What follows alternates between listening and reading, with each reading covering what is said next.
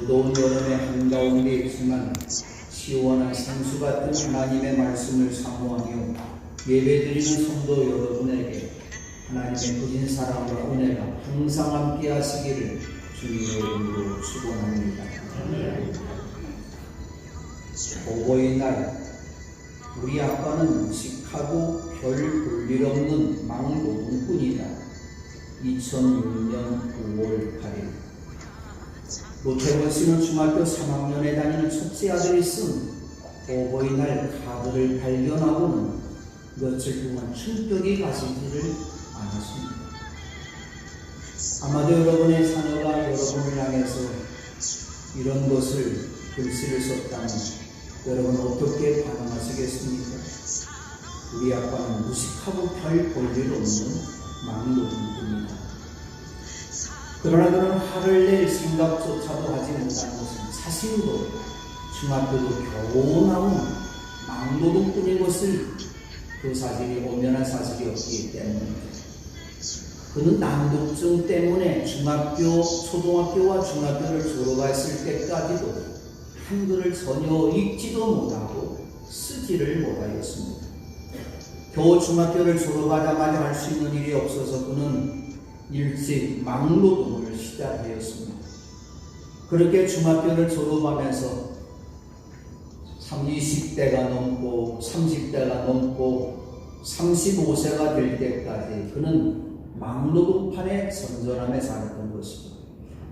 그랬던 그늘진 곳에서 살았던 그가 최고의 태양 멘토를 만나게 되었는데 35살 되는 해에 은행에 다니는 동갑내기 아내와 결혼하게 되었어요.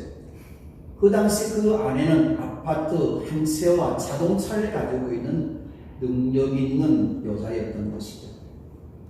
기자가 그의 아내 최원숙 씨에게 물었어요. 왜 글도 못 읽는 막노동꾼과 결혼했습니까? 그랬더니 그 아내 된 최원숙 씨가 이렇게 대답을 합니다. 남편이 중근에 나한테 반했다고 했어요.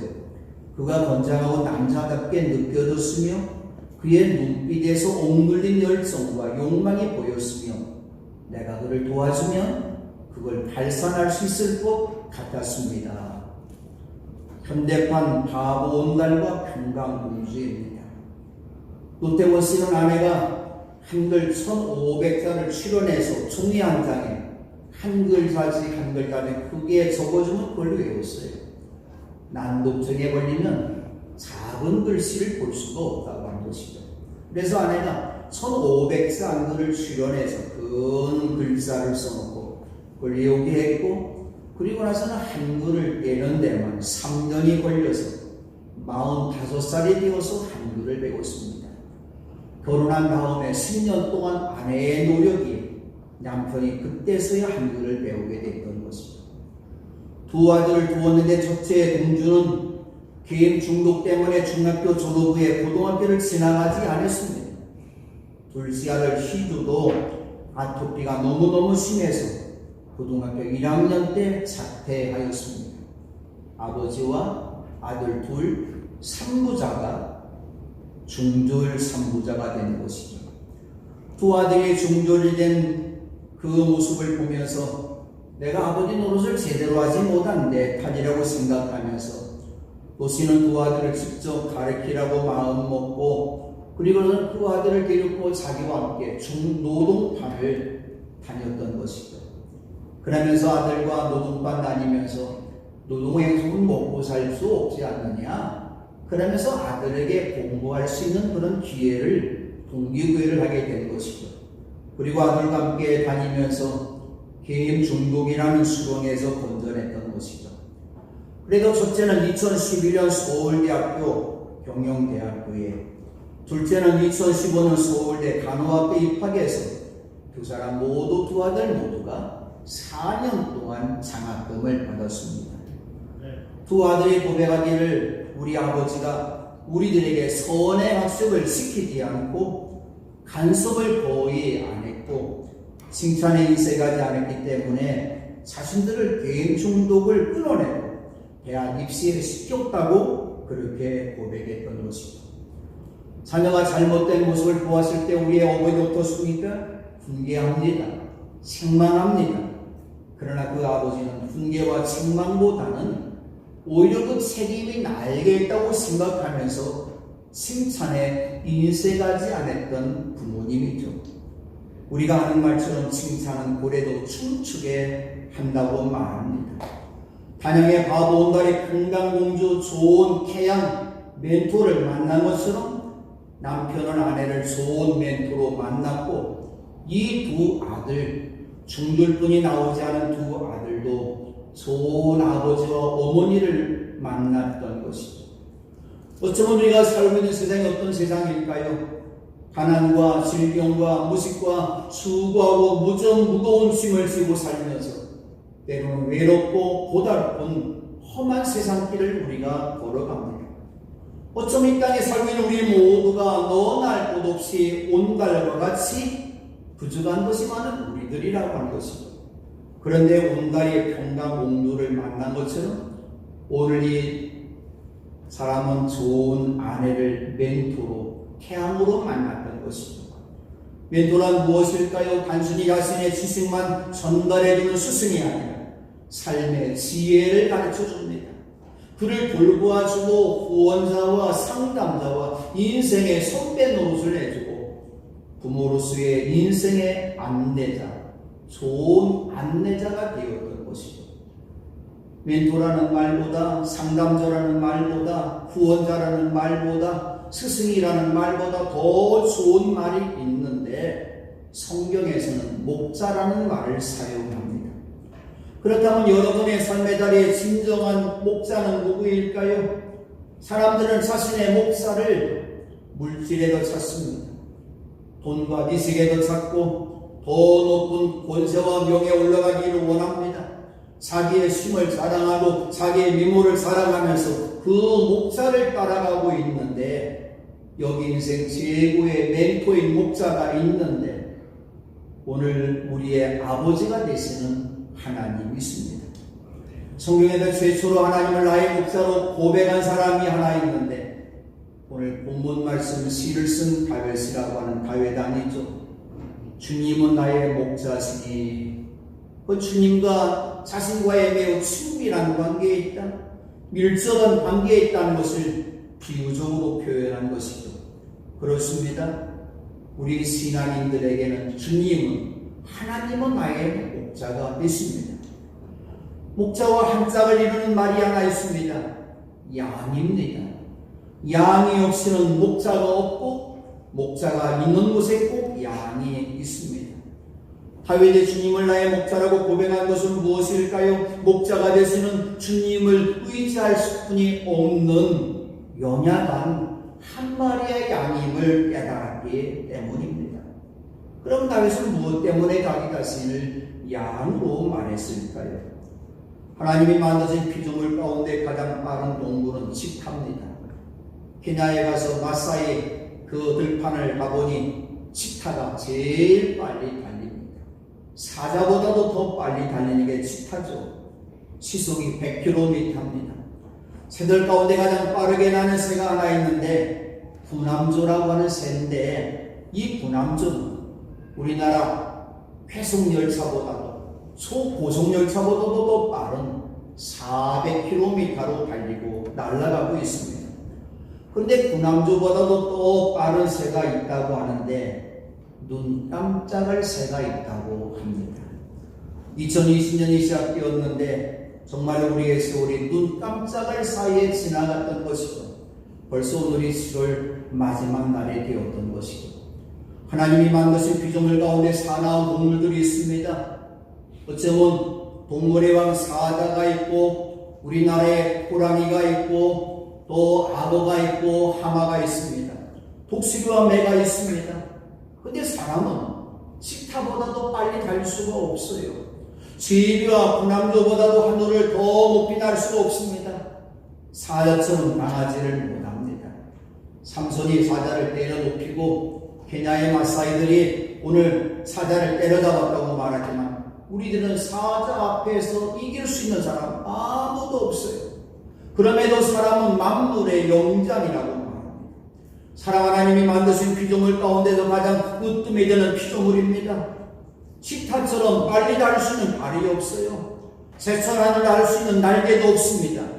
그런데 하나님께서 주신 지혜로, 하나님이 주시는 영혼으로 사와 기차와 비행기를 만들어서 식차보다 군함조보다 더 빨리 달리고 더 높이 하늘을 날아 올라갑니다. 사람은 호랑이와 사자처럼 강한 이도 없고 발도 없지만 화살을 만들고 총을 만들어서 살아온 동물들을 제압합니다. 그렇다면 만물의 영장인 사람을 동물로 비유하고 새로 비유한다면 사자라고 말해야 됩니다. 호랑이라고 말해야 되고 독수리라고 말해야 됩니다. 그런데 답에서 무슨 까닭으로 자기 자신을 양으로 비유했을까요? 하나님 만든 피조물 가운데 가장 온순한 새와 동물이 무엇이었습니까? 하늘에는 비둘기가 있고 이 땅에는 양이 있습니다. 그래 하늘나는 새들 가운데 평화의 상징은 비둘기이기 때문에 유언에서도 상징의 새는 비둘기라고 한 것이죠. 땅의 동물 가운데 평화의 상징은 양이라고 한 것이죠. 하나님이 만드신 이러한 피조물 가운데서 성질이 가장 온순한 그러한 동물은 양이라고 한 거죠. 이 땅에 있는 모든 동물들은 공격 무기도 있고 방어 무기도 있습니다. 맹수들은 살아온 이빨과 날카로운 발톱이 있습니다. 고슴도치도 다른 동물이 자기를 공격하면 자기 몸을 공격하지 못하도록 밤송이처럼 둥글게 만들어서 공격하지 못하게 하죠. 카말레온은 주변의 적으로 자기의 몸을 위장합니다. 스컹크는 고약한 가스를 내뿜어 다른 동물이 접근하지 못하게 만듭니다. 뿔이 있는 동물들 보셨습니까? 투 경기하는 모습을 아마 여러분이 보셨을 거예요. 스페인에서 투할 때 이 소들이 오늘 사람을 공격하는데 날카로운 뿔로 투사를 공격해서 때로는 투사가 잘 제압하지 못하면 다칠 때가 많이 있는 것이죠. 염소도 뿔이 있습니다. 그래도 뿔로 다른 동료들과 싸우고 있는 그러한 모습이죠. 양도 뿔이 있기는 있습니다. 근데 양의 뿔을 보면 동그랗게 말려 있어요. 양의 뿔은 공격 무기도 아니고 방어 무기도 아닙니다. 양이 다른 동물과 싸우고 양들끼리 집단 싸움했다는 말을 들어보지를 못했어요. 저 호주에는 캥거루도 두 발로 서도 작은 앞발로 권투하죠. 근데 양은 발은 사용해도 싸우지도 못합니다. 작은 벌도 자기를 해하려고 하면 침으로 사람을 공격합니다. 그런데 양은 침도 없습니다. 양은 맹수들의 공격을 피해서 빨리 도망갈 수 있는 다리가 없다고 하는 것이죠. 양을 기르는 목자들이 양의 털을, 좋은 털을 넣기 위해서 양의 꼬리를 잘라내 줍니다. 왜냐하면 양의 꼬리를 잘라주는 것은 분뇨가 나올 때 털이 분뇨에 묻지 아니하도록, 더럽히지 않도록, 또 항문 주변에 외부 기생충이 붙는 것을 막아주기 때문이죠. 오래전에 그러한 모습을 보았습니다. 목자가 양을 품에 안고 날카로운 칼로 꼬리를 자르는데 발버둥 치지 않고 그냥 가만히 있는 모습이죠. 털을 주인이 깎을 때도 양은 죽은 듯이 가만히 있습니다. 아마 여러분들 집에서 애완용, 요즘에는 함께 살아가는 그런 반려견이라고 말합니다만, 여러분의 반려견의 꼬리를 여러분이 한번 잘라보세요. 아마 난리 날 거예요. 발버둥 치면서 오히려 주인을 물봅니다. 근데 이러한 양은 살아서나 죽어서나 사람에게 유익한 동물이죠. 양이 살아있을 때는 물이 귀한 팔레스타인 땅에도 사람들에게 젖을 음료로 제공해 줍니다. 털은 깎아서 옷을 만들기도 하고 이불도 만들어주는 것이죠. 또 양모입을 만드는 것은 양털은 따뜻하고 내구성이 강하기 때문에 여름에는 시원하고 겨울에는 따뜻합니다. 그래서 양의 털로 옷을 만들고 하는 일을 하는 것. 또 양이 죽었을 때는 자기의 사는 고기로 가족은 옷을 만들고 물을 담는 가족 부대로 천막을 만들죠. 그래서 이스라엘 백성들이 광야 생활하는 동안 성막을 만들 때 성막의 덮개는 바로 양의 그러한 가죽으로 만든 것이죠. 푸른 나팔로 만듭니다. 이처럼 양은 사람들에게 자신의 전부를 제공해 주는 것이 양이라고 한 것이죠. 오늘 성경을 기도하는 될 테니까 여러분 모두가 100점 맞으시기를 바랍니다. 똑같이 양이라고만 대답하시면 됩니다. 성경에서 제일 먼저 등장하는 동물은 어떤 동물일까요? 양입니다. 하나님께서 최초로 받으신 본제물은 어떤 동물일까요? 양이죠. 하나님께서는 사나운 맹수, 사자나 호랑이를 제물로 받지 않으셨어요. 양을 제물로 받은 것은 무엇일까요? 온순한 동물이기 때문입니다. 이것은 우리에게 무엇을 보여주고 있을까요?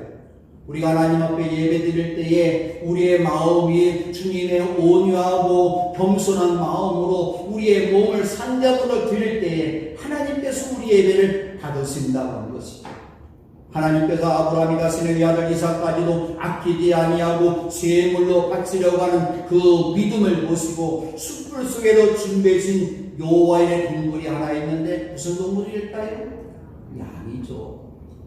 주님께서 이스라엘 백성들을 430년 동안 종살이했던 이집트 땅에서 이제 해방시키고 데리고 나오실 때에 바로가 이스라엘 백성을 내놓지 않았기 때문에 제일 마지막 10번째 재앙을 내릴 때에 바로의 마다들을 비롯해서 감옥에 있는 포로의 마다들도 짐승의 막배까지도 모두 치셨는데 그날 밤 바로와 그의 신하와 이집트의 모든 백성들이 한밤중에 모두 깨어 일어났는데 마다들과 막배가 다 죽었던 것이고 통곡소리가 났습니다.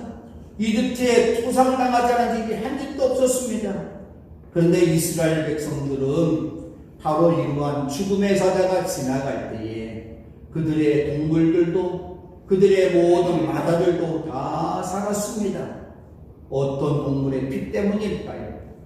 어린 양 피 때문이라고 한 것이죠. 이스라엘 백성들은 가족과 함께 먹을 양을 준비해서 유월절 제물을 잡았습니다. 우슬초 묶음에서 그릇에 담아놓고 피에 적셔서 그 피를 각각의 모든 집마다 상인방과 사업 문설주에 뿌렸습니다. 그래서 하나님께서 이집트 땅에는 처음 난 것들 치실 때 문설주에 바른 피를 보시고 치지 않고 넘어가심으로 살아남게 하셨습니다.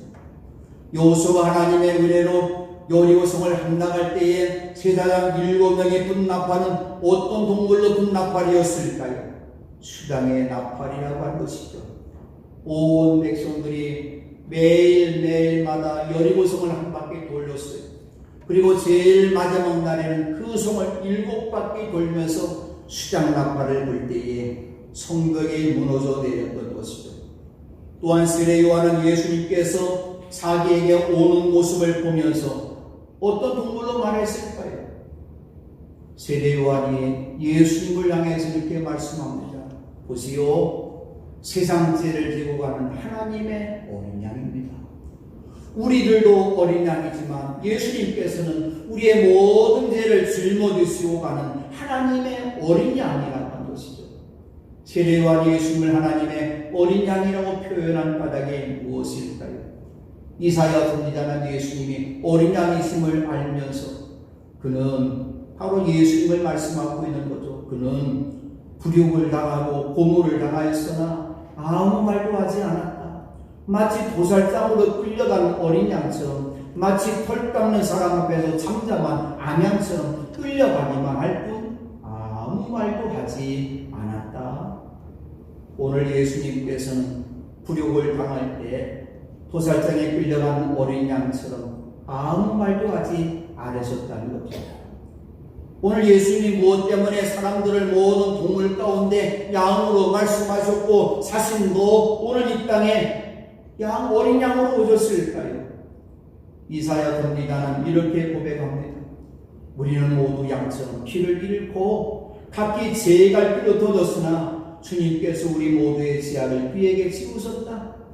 이사야도 우리는 양이라고 양처럼 피를 잃었다고 말합니다.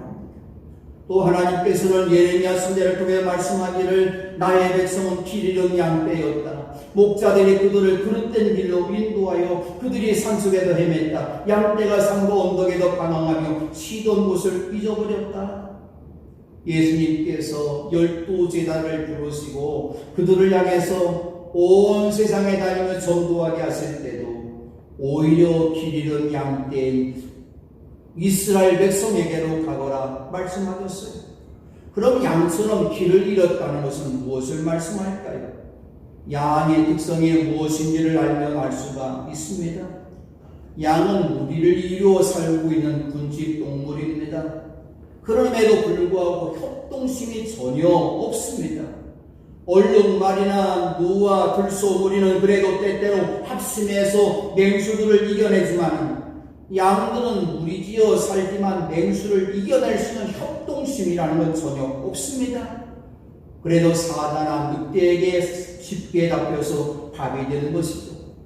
양은 시력이 매우 나쁩니다. 3m 앞에 물체도 잘 구분하지 못합니다.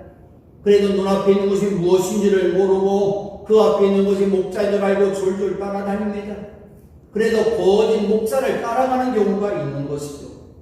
양은 맹수가 자기를 죽이려고 달려들려도 빨리 달릴 수 있는 튼튼한 다리가 없어요. 양은 한번 넘어지면 빨리 일어나지를 못합니다. 제비나 기러기 같은 철새는 오랜 시간 먼 거리를 날아서 여행한 다음에 자기의 본향을 찾아가는 놀라운 방향 감각을 갖고 있습니다. 그러나 양은 그런 감각이 전혀 없어요. 그래서 길을 잘 잃어버린다고 한 것이죠. 염소는 목자가 없이도 독립해도 살 수가 있습니다. 그러나 양은 목자가 없이는 살 수 없는 동물입니다. 양은 목자가 없을 때 모두 흩어져 버립니다. 그래도 양은 목자의 세심한 배려가 없이는 무력할 뿐이라고 한 것이죠. 양과 염소의 외모적인 차이를 발견하기란 쉽지 않습니다. 털의 색깔도 다양하고 비슷합니다. 비슷해 봅니다. 근데 자세히 보면 양은 염소에 비해서 목이 매우 짧습니다. 염소는 보면 목이 일종의 잘생긴 정말로 미남처럼 생겼습니다. 근데 하나님께서 이스라엘 백성들을 보실 때, 광야를 지나고 있는 이스라엘 백성을 보실 때 목이 곧은 백성이라고 말씀하셨어요. 왜 그렇게 말씀하셨을까요? 양 같은 백성들이 염소 같은 백성이 되었기 때문이죠. 염소의 눈은 째려보는 눈으로 무섭지만 양의 눈은 비둘기 눈처럼 온순하고 평화로운 눈입니다. 염소는 잡집성이 있습니다. 풀과 나무 뿌리와 줄기 껍질로 다 먹습니다. 그러나 양은 부드러운 풀만, 신선한 풀만 먹습니다. 양과 염소가 일생을 살아갈 때 비슷하게 살아가고 있지만 그들의 종말은 천국과 지옥이라고 할 것입니다. 주님께 이 땅에 다시 오시는 그날 모든 민족들을 자기 앞에 모두 불러 모아놓은 다음에 목자 되신 예수님께서 양과 염소를 가르듯이 양은 그의 오른쪽에 염소는 그의 왼쪽에 세운다고 말씀합니다. 여러분 모두가 양이 되어서 주님의 오른쪽에 설 수 있는 은혜의 사람들이 되시기를 바랍니다. 예수님께도 오른쪽에 있는 양들에게 말씀합니다. 내 아버지께 복을 받은 사람들아, 와서 창세 때로부터 너희를 위하여 준비한 이 나라를 차지하여라. 양들만이 하나님의 나라를 차지합니다. 그러나 왼쪽에 있는 온 염소들에게 말씀합니다. 저주받은 자들아, 내게서 떠나서 악마와 그 졸개들 가두려고 준비한 영원한 불 속으로 들어가거라. 여러분 모두가, 우리 맥국의 모든 성도들은 양과 같은 착하고 순한 온순한 그런 양이 되어서 영원한 생명으로 들어가는 우리 모두가 되어야 될 줄로 믿습니다. 그러나 이 땅에 있는 모든 사람들의 모습이 어떤 모습이었습니까? 베드로 목사님이 이렇게 말씀합니다. 전에 여러분은 길 잃은 양과 같았으나 이제는 여러분의 영혼의 목자이며 감독이신 그에게로 돌아왔습니다. 우리는 모두가 길 잃은 양이었습니다. 나를 낳으신 하나님의 아버지 집을 떠나서 길 잃어버린 양이 되었습니다. 아버지 집을 떠나서 탕자가 되었습니다. 어쩌면 작은 잃어버린 양이 되었고 연약한 양이 되어서 이 땅에 살다 보니 많은 어려움이 있습니다. 그래도 작은 말 한마디에 상처를 입고 낙심하고 좌절하기도 합니다. 일기예보는 잘 알고 있지만 나의 상수의를 알지 못하면서 그렇게 살아가고 있다고 하는 것이죠. 주님을 알기 전에 우리의 모습은 길 잃은 양이었지만 이제는 주님께로 돌아온 양이기 때문에 이제는 우리는 오직 우리의 목자 되실 주님만을 끝까지 따라가야 됩니다. 돈과 지식과 명예와 권세를 내 목자로 삼아서는 멸망받을 수뿐이 없다고 하는 것입니다. 하회에서는 어쩌면 우리들보다도 돈도 많은 사람이에요. 지식과 지혜가 많은 사람입니다. 최고의 명예와 권세를 가진 사람이었음에도 불구하고 그는 일평생 살아가면서 하나님만을 나의 목자로 모시고 살았다고 고백하고 있습니다. 그래도 주님을 나의 목자로 모시고 살았기에 나는 부족함이 없다고 고백했던 것입니다. 때로는 살다 보니 길 잃은 양이 되었습니까? 외롭고 초라하고 슬프고 죽고 싶은 마음이 생길 때가 있습니까? 길 잃은 양을 찾아 이 땅에 오신 예수님을 여러분의 마음속에 여러분의 삶 속에 모시기를 바랍니다. 그리고 목자된 예수님의 음성을 듣고 따른다면 우리들 모두를 주님의 사랑의 품에 안아주어서 푸른 풀밭에 누이게 하실 것이고 쓸만한 생명의 물가로 인도해 주실 것입니다. 나는 어떤 사람입니까? 나는 모두가 우리의 모든 성도님들은 목자 되신 우리 주님께서 매우 귀하게 여기고 소중하게 여기는 어린 양임을 알아야 됩니다. 하나님이 나를 사랑해 주십니다. 예수님이 나를 사랑해 주십니다. 그렇다면 내 곁에 있는 우리의 가족들, 우리의 형제 자매들, 우리의 이웃들을 사랑하는 것, 그건 바로 십자가의 사랑의 실천을 하고 있는 것입니다. 이제부터 우리 모두가 목자 되시는 주님을 떠나서는 안 됩니다. 주님을 떠나면 절망과 죽임을 깨닫고 주님의 품에 안겨서 희망과 생명의 노래를 부를 수 있는 여러분 되어서 영원한 목자의 수녀 감독이 있는 주님의 인도하심과 돌보짐 속에서 더 행복한 가정으로 살아가는, 더 이 땅에 살아가는 동안 승리하는 가정이 되는 복된 양들이 되시기를 주님의 이름으로 축원합니다.